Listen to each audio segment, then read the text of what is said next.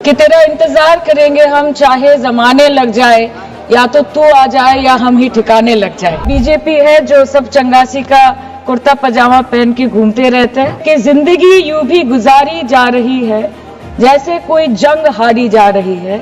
जिस जगह पहले के जख्मों के निशान हैं, फिर वहीं पर चोट मारी जा रही है। आपको कुछ सुधारना नहीं है, आपको बस और बिगाड़ना है। जो इरादे 2014 में काफी बुलंद थे, पर 2024 के आते आते इनके नीतियों में कुछ थोड़े बहुत घमंड थे। धन्यवाद अध्यक्ष महोदय, आपने मुझे बोलने का मौका दिया।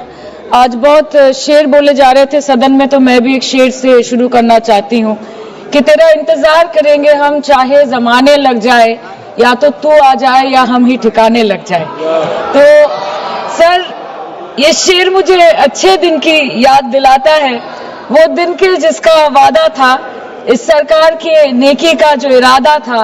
जो इरादे 2014 में काफी बुलंद थे, पर 2024 के आते आते इनके नीतियों में कुछ थोड़े बहुत घमंड थे।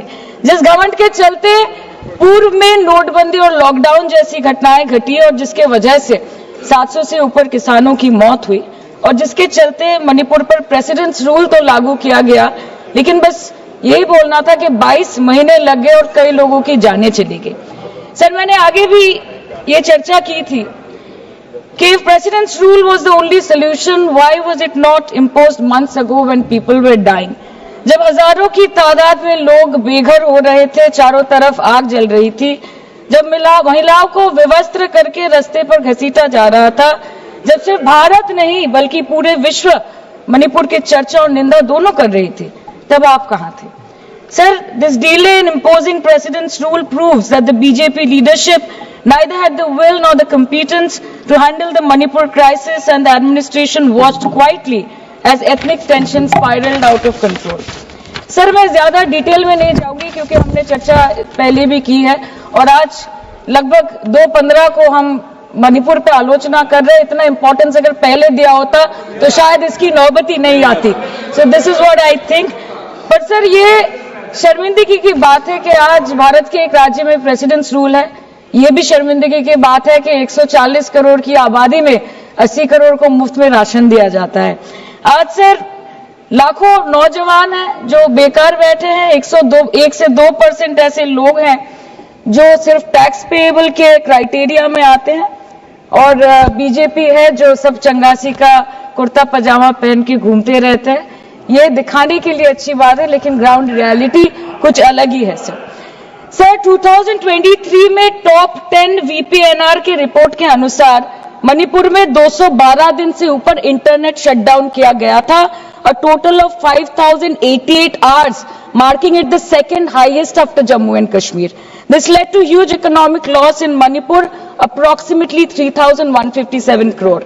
The economic blockade in Manipur, affecting the two main national highway, lasted for 66 days, with rough estimates of loss of around 250 crore per day, which is a whopping rupees 17,000 crores in over 2 months.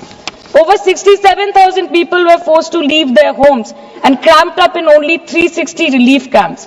Nearly 12,000 people fled to Mizoram. Approximately 7,000 people sought refuge in Nagaland, Assam and Meghalaya. Over 1,700 people taken refuge in Kachhar district as of June 2024. और ये सब तो sir registered official figures है, न जाने unregistered official और कितने बेघर लोग होंगे जो दूसरों के घर में रह रहे हैं, शायद दूसरे राज्य में रह रहे हैं, दूसरे देशों में रह रहे हैं।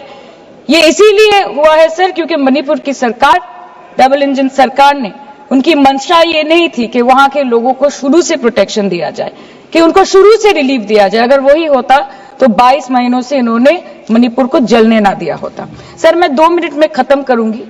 You want to move the resolution, of course we have to be with that, लेकिन 1 अप्रैल 2025 मतलब एक दिन पहले से मिनिस्ट्री ऑफ होम अफेयर्स ने armed forces special powers act को 6 महीनों का एक्सटेंशन देके मणिपुर, अरुणाचल प्रदेश और नागालैंड में इफेक्टिव कर दिया है। इससे समझ आता है that law and order in Manipur has seriously deteriorated. आज भी बीरेन्द्र सिंह जी बीजेपी वाले बोल रहे थे कि 1960 से हजारों रिफ्यूजीज मणिपुर में घुस के बैठे हैं, 2001 का सेंसस रिव्यू करना है और डिलिमिटेशन से पहले एनआरसी लाना है। मतलब आपको कुछ सुधारना नहीं है, आपको बस और बिगाड़ना है। जिस तरह असम में एनआरसी के नाम पे इस सरकार ने 1500 करोड़ से ऊपर फूंक दी और करीबन 19 लाख लोगों को अस्तित्व संकट में डाल दिया। अब वही हरकत दोबारा दोहराना चाहते हैं मणिपुर के लोगों के साथ। ये कहा गया कि अविश्वास प्रस्ताव, कोई अविश्वास प्रस्ताव रिकॉर्ड पर नहीं माने। कांग्रेस पार्टी के लिए अविश्वास प्रस्ताव लाने के लिए इतने विधायक ही नहीं है कि वो अविश्वास प्रस्ताव लाए। ये हमारे मुख्यमंत्री ने इस्तीफा दिया, फिर राज्यपाल ने भाजपा के 37, एनपीपी के 6, एनपीएफ के 5, जेडीयू के 1 और कांग्रेस के 5 सदस्यों से चर्चा करी। जब बहुमत सदस्यों ने कहा कि हम सरकार बनाने की स्थिति में नहीं है, तब राष्ट्रपति शासन की कैबिनेट ने अनुशंसा की, जिसको राष्ट्रपति महोदय ने स्वीकारा। और जो सुप्रीम कोर्ट का जजमेंट है, इसके हिसाब से मैं 2 माह के अंदर इसका अनुमोदन लेने के लिए आया हूं। मेरा सदन के सभी सदस्यों से विनती है कि सरकार चाहती है कि जल्द से जल्द शांति हो, जल्द से जल्द पुनर्वसन हो और जो जख्म लगे हैं उस पर मरहम भी लगाया जाए। कृपया सभी दल एक मत होकर ये राष्ट्रपति शासन के निर्णय का अनुमोदन करें। अध्यक्ष महोदय, मैं अंत में बस इतना कहना चाहती हूँ मणिपुर के भाई और बहनों की तरफ से कि जिंदगी यूं भी गुजारी जा रही है जैसे कोई जंग हारी जा रही है। जिस जगह पहले के जख्मों के निशान हैं, फिर वहीं पर चोट मारी जा रही है, इसलिए आपके माध्यम से इस सरकार से मेरी यही अपेक्षा रहेगी कि मणिपुर के हालात में सुधार लाए, वातावरण में संतुलन लाए, पहले अपने देश के लोगों को मित्र बनाए, फिर जाके विश्व बंधु कहलाए जाए। That the home minister and the prime minister should work overtime and step outside their comfort zone to address the needs of the people and restore normalcy at the earliest in Manipur. Thank you, sir. Thank you.